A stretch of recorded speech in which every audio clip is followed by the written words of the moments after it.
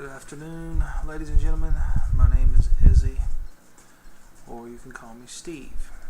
In this multi-part tutorial, I'm going to show you the various techniques of animation that can be applied to your models that you are modeling for Starsiege.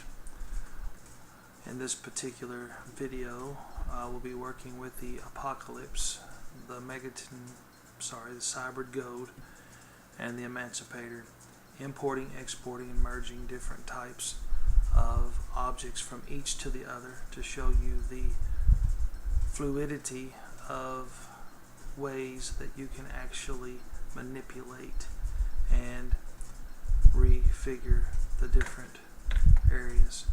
First thing I'm going to do is open the Apocalypse. I'm going to go to open. Let me see here. I'll go to my desktop. Should be a folder called Crapola. There it is. Starsiege Crapola. And I'm going to go down here to the Starsiege hercs. Open up the old APOC. And there he is in all of his glory. If you slide the little bar here, you can watch him walk. And there he is, doing his walk sequence. Now, go over here and click on this little button beside the number 80. You can change that to like 250 and hit enter on your keyboard. And you'll be able to see the full range, the full spectrum of all of his moves here. He's got moves like Jagger. And he's pimping. Look at yeah. So what we want to do here is we want to, you see the Apocalypse in front of you, but what you don't see is hidden. So we go up here to this little thing that looks like a red triangle. Let's click that, and let's click on Unhide All. Well, now we got this big ugly box in our way. That's your bounding box. That is basically, the bounding box is what holds its place in the game. Without it, the APOCs could not be exported into DTS format. Notice how the bounding box in the right frame there, actually the bottom of it goes along with the bottom of the feet. That's because that's what the Apocalypse and all the models are basically standing on in the game. If I was to do this and move the bounding box up above the feet, well, what would happen is the APOCs would be sticking out of the ground by its knees if I exported that and then put it into the game. So that's our bounding box, and what we want to do now is we want to just hide that because I have no use for it right now. I'm going to hide it. And now what you see is a big glob of some kind of conglomerate apocalyptic mess right here. What you see here basically is the collision mesh, and you see several other levels of detail all just mixed in together. Basically they're just copies of the original model, and you can do that by going edit and then clone. If I had something selected, I could clone it, but right now we don't need any of those. So what I'm going to do is I'm going to go, and what I did is I hit my cursor, and then I hit my list tool, and I'm going to hit display subtree. This is the only one I'm interested in, base A64, and there's the hierarchy of the Apocalypse. You'll notice the right foot's connected to the right calf's connected to the right leg, and so forth and so on. But I'm not interested in any of these other copies. So base B32, that's just a copy of this top one, you can tell. And then base D8's a copy, base E4's a copy, and collision, even the collision mesh is just a copy of the original. So just select all those and hit delete, and now we're back down to the one and only. Over here are some things that are checked. I'd like to make note that these things are hidden as well. If you uncheck them, you will see them. And you'll see the camera, and you'll see the dummy controllers here. Those dummy controllers is what operates and moves the Apocalypse. Nothing on this particular vehicle is edited. You may think that, oh, they did a great job editing that walk sequence on that Apocalypse. That's not the case. The Apocalypse has no animation. All the animation comes from these two dummy controllers, and they can be merged between many different vehicles. Basically, I can merge those into your vehicle, and your vehicle will take on the walk of an Apocalypse. And you'll see this when I move this. But without the dummy controllers, the Apocalypse has no movement. It has keys, but no movement. And we'll cover that later. This is just the introduction video to animation right now.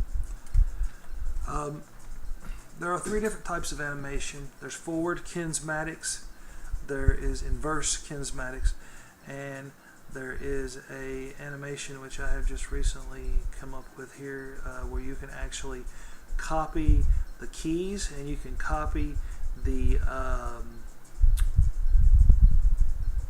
parameters from one vehicle that's already animated to another. And basically, in this particular video, I want to show you forward kinematics, which means I am going to now delete all the sequences from the apocalypse by going to Edit, Select All, opening my track view. Track view is a library of all the different types of animations and keys that are built into the apocalypse. Keys are little bits and tiny pieces of information that are woven into every single part of your model that tells it how to move. A key, if you think about it, is bends in a chain that's coiled. It tells that particular mesh, that particular object, how it is to move, how it is to coil, how it is to operate. So what we're going to do when we open up this library is we'll see all of our objects, because I selected them all. And here's all of our objects right here and all their little sequence lines. And you can move these and you can change the way they run and what times they run on. Like for example, this leg right here will now only operate from 0 to 70, and it used to go all the way up to 250. But for right now, what we want to do is I want to delete everything. So I'm going to Objects, I'm going to this little X right here, and it's all gone. I just killed the entire animation of the entire vehicle. Now it's just a big turd sitting there doing nothing. In this particular video, what I want to do is I want to basically go over a little bit of animation with you freehand. That's what the forward kinematics is. It's freehand animation. What does it mean to be freehand? That means rotating and moving parts on your own. Personally, I prefer to do it this way, but I'm a weird guy. And the original Starsiege hercs, the original ones were done with inverse kinematic or whatever, and that's this particular little icon here. But for the sake of the first video, we're going to do it this way. This is your animate time bar. Each one of these represents a moment in time. 20 is basically where your first step comes in on the apocalypse. All you got to do is slide. Well, the first thing you want to do is, before you do anything, is you want to set your pivot points on your vehicle. By doing this, go up here to the motion tab. It looks like, I'm sorry, not the motion tab. The one that looks like 4 boxes connected with lines, and click on pivot. Click on Affect Pivot Only. Now what this does is it allows you to move your pivot. You see how that pivot is positioned in the exact spot to where this leg is going to move. That's where the Starsiege devs put it. And you can move those pivots by selecting the Move tool and whichever axis you want to move it on. So you see how I can move it this way and that way? Now wherever that pivot is where that leg's going to move. So I want it in the middle, I want it on the axis. And you'll see the same for the calf, same for the foot. You need to do this for all your movable parts. Change the pivot. So let's unselect the pivot. Pivots are very important. They have to be set up correctly in order for your vehicle to move properly. Once you get your pivot set up, which is very important, you can actually start your animation process. Go ahead and let's add some keys. So select a foot and go over here to where it says motion tab. It looks like a bicycle, and just select rotation on key 0. See, we're on key 0, but that lets us know that now we have keys, and that's going to log our keys into the track view, into the library I was telling you about. That's what that's doing. That's locking our keys in. And I don't particularly like this top view right here, so I'm going to change it over to the right, because I do not like the top view. And there we go. We got it over to the right. And I don't like the way this looks like stick lines, so I'm going to change it to smooth and highlights. There we go. It's beautiful. Smooth and highlights. Boom. So now I got me a good space here to work with, and I don't like this either. I like it smooth and highlights. I want everything to be able, I want to be able to see it. So the first thing we're going to do is we're going to slide this over to 20. This is our first step. Okay, now my first step is going to come off of this leg, just like the original Starsiege herc does. I know that's going to be my first leg going forward. This leg needs to stay in place, but I need to remember where this leg was, because I'll never be able to get it back in the exact same spot. So one thing that I like to do, and this isn't the way they did it, but this is something I like to do. You go to the little thing here that's called a tape measure, and there's a thing called a point. And I know that, let's see, this foot sits in front of that one. I like to put a point right at the tip toe of that toe.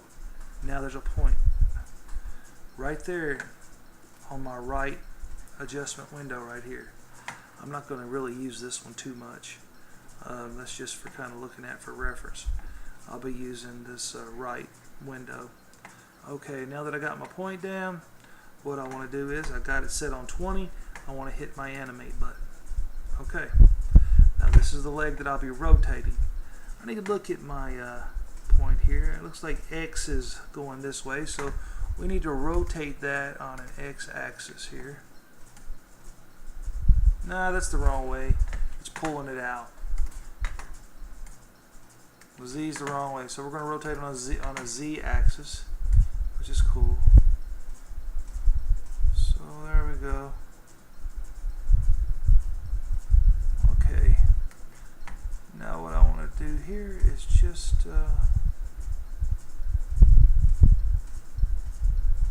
bring this one back.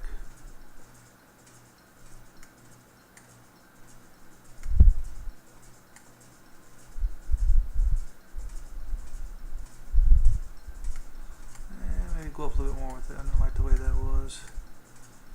Oh, that stupid dummy got in my way. Now I'm doing this all freehand. That's what forward is. Forward kinesmatic is freehand. Or what I call freehand anyway. This isn't a very good step. Please don't criticize me. So what I've done here now is I have taken it and I have done this. And you'll see how this makes a sliding motion.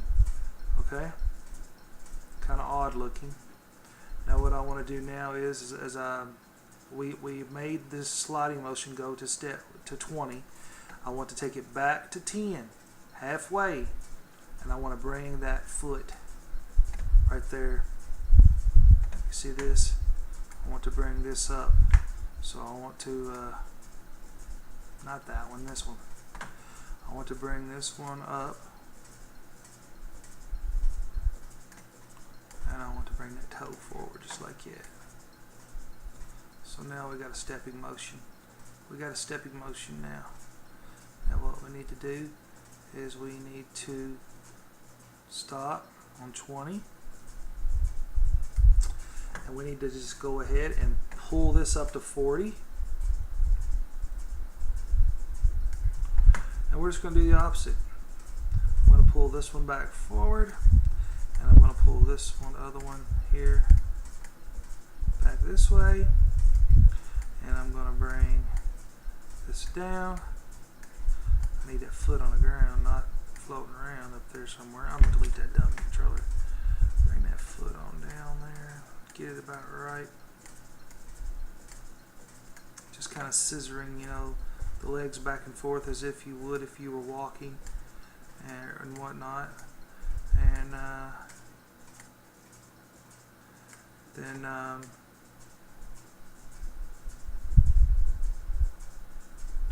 we're going to go up to 30,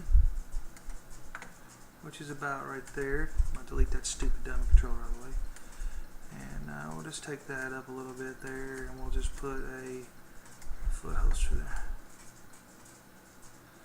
Boom, boom. We have our first steps.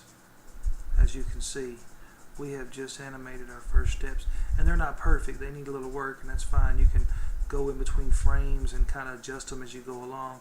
For example, you see how this one goes way down here in the underneath. Well, we don't want that.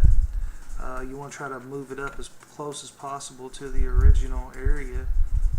That way it doesn't look crazy or out of time or anything, but you can get a and get it really close. And that's inverse kinematics. Now these particular vehicles have to move, you know, forward. You need to study the apocalypse as much as possible. I'll show you what I mean by move forward here. By sliding it forward with the animation button here, I should have slid it all the way up to 40, and I didn't, because we just worked to 40, and we'll slide it forward. Now you'll see that we have a walk.